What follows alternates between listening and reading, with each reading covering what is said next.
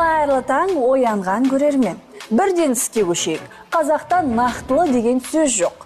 Өйткені Т мен Л екеуі бір жұрнақ. Бұл жұрнақтың біреуін нақты, тұрақты деген сөздерге, екіншісін улы, ақылы деген сөздерге жалғасаңыз болады. Бәрін бір сөзге жалғап тастасаңыз, басқасына қалмай қалып жүрер.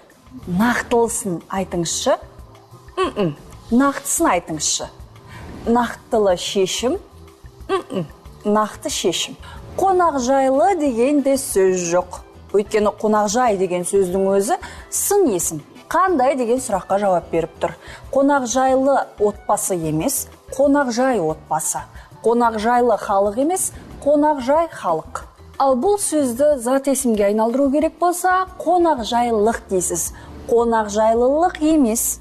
Қазақ халқы қонақжайлығымен танымал. Дәл осы сияқты қате айтылып, жазылып жүрген тағы бір сөз бар. Қарапайымдылық. Соңғы лық жұрнағын жалғау үшін біздің тілде қарапайымды деген сөз болуы керек. Солай ма? Бірақ бізде ондай сөз жоқ. Сын есімнен зат есім жасағымыз келсе, бізге қарапайым деген сөз және дық жұрнағы жеткілікті. Сонда қарапайымдық болады. Несіне таңғалдыңыз? Қарапайымдығына таңғалдыңыз. Несімен баурап алды? Қарапайымдығымен баурап алды.